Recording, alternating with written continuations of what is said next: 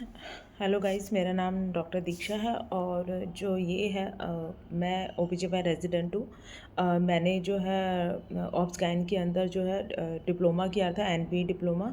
और उसके बाद अभी मैंने पीडीसीटी दिया है। उसके बाद अभी मैं अपना कॉलेज जो है वो ज्वाइन करूँगी पीडीसीटी के लिए।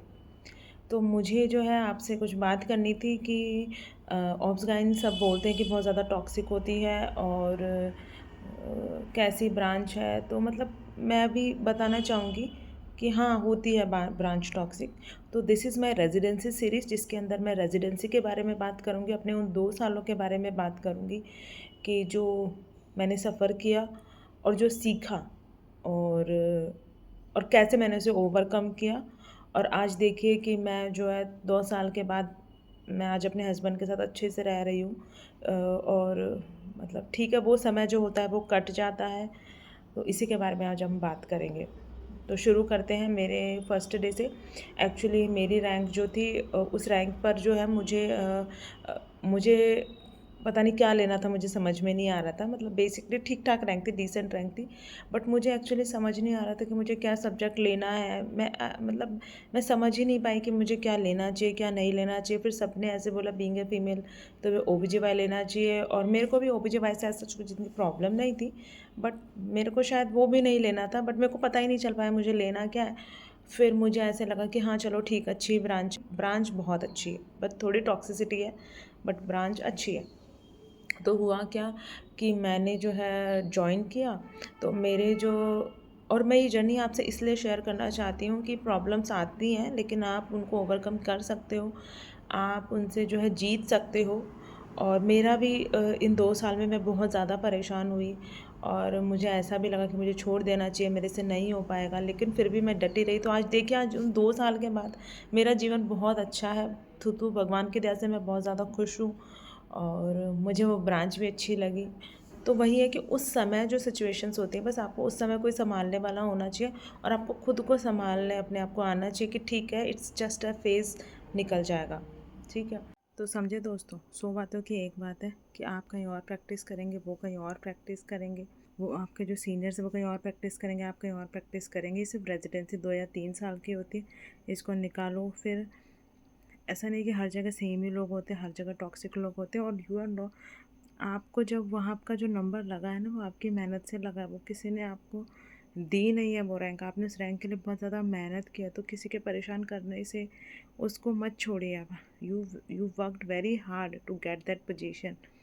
तो किसी के कहने नहीं कहने से मत परेशान होइए, सफ़र भी मत करिए। कंप्लेन कर दीजिए अगर आपको अपने सीनियर या किसी से आपको परेशानी हो रही है, कोई आपको परेशान कर रहा है तो उसको कंप्लेन कर दीजिए। आप अपने फैमिली में किसी को बताइए, अपने दोस्तों को बताइए, अपने सीनियर को बताइए जो अच्छे हैं, नहीं है तो टीचर्स को बताइए, एचओडी को बताइए। अगर आप उनको बता देते तो ना, it's their responsibility to take action. बाकी जो है फिर भी आपको लगता है कि नहीं, जो है नहीं हो पा रहा है, मुश्किल है, तो छोड़ दीजिए उसको। लेकिन कुछ और गलत कदम अपनी जान के साथ खेलवाड़ मत करिए। और ठीक है, ये नहीं तो कुछ और सही, बट जीवन बड़ी चीज़ है, लाइफ इज़ वेरी प्रीशियस। तो नहीं समझ आ रहा तो छोड़ दो। मेरा कहने का मतलब है कि आप कोई लीजिए। अगर आपको सीनियर वगैरह परेशान कर रहे हैं या किसी और दिक्कत से या दिक्कत हो रही है, तो आप उनसे बात करिए, और उसके बाद उन लोगों की वजह से छोड़िए मत। लेकिन आपको ऐसा लगता है कि नहीं, अगर ये जगह मेरी मेंटल पीस के लिए बहुत बेकार है और मुझे गलत गलत थॉट्स आ रहे हैं, तो आप साइकेट्रिस्ट वगैरह या किसी भी डॉक्टर से मिलिए, अपने घर वालों से बात करिए, अपने दोस्तों से बात करिए। फिर भी प्रॉब्लम सॉल्व नहीं होता है और आपको लगता है कि मैं यहाँ पे नहीं रह पाऊँगा, मुझे ये ब्रांच नहीं अच्छी लग रही है, मैं नहीं इसमें सस्टेन कर पाऊँगा, तो जस्ट क्विट इट और कुछ और कर लो। जीवन बहुत बड़ा है, और ये एक अकेली फील्ड नहीं है, बहुत सारी दुनिया में और भी फील्ड होती है।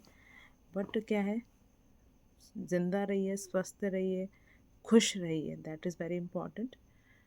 तो यही मेरा मैसेज है। बाकी मैं सिर्फ इतना कहना चाहती हूँ कि अगर जैसे आप पीजी रेजिडेंसी कंटिन्यू करते हैं, जैसे मैं भी बहुत परेशान थी, लेकिन जब वो मेरा 2 साल ख़त्म हो गया, now I am at very happy place, मैं खुश हूँ। और वो 2 साल निकल गए, ख़त्म हो गया सब, वो लोग छूट गए, वो टॉक्सिक लोग पीछे रह गए। कुछ ही थे, सारे नहीं थे, वो आके लोग बहुत अच्छे थे। तो मतलब ये है कि वो लोग जीवन भर आपके साथ नहीं रहेंगे, जीवन भर आपकी फैमिली आपके साथ रहेगी जो आपका ध्यान रखेगी। आपके husband wife, girlfriend boyfriend, siblings, parents, ये सब आपका ध्यान रखेंगे। तो आप उनके साथ रहिए, अच्छे से रहिए। वो एक फ़ेज़ होता है, 3 साल हो जाते हैं, वो लोग निकल जाते हैं, कुछ लेना देना रहता नहीं है। तो उन लोगों के लिए, जो लोग मैटर ही नहीं करेंगे आगे के जीवन में, उनके लिए कुछ गलत कदम मत उठाइए। बस कुछ भी कदम उठाने से पहले अपने फैमिली फ्रेंड्स के बारे में सोचिए कि उनको क्या लगेगा। और अगर आपसे हो पा रही है पीजी तो बहुत अच्छी बात है, नहीं हो पा रही तो क्विट कर दीजिए, पर जीवन को क्विट मत करिए। Don't take your life. और जो है अपने जीवन को जो है जीना चाहिए अच्छे से, और खुश रहना चाहिए। और बस यही मैं कहना चाहूँगी। I hope I clear all my points. और अगर कुछ आपको पूछना हो तो आप मुझसे पूछ सकते हैं।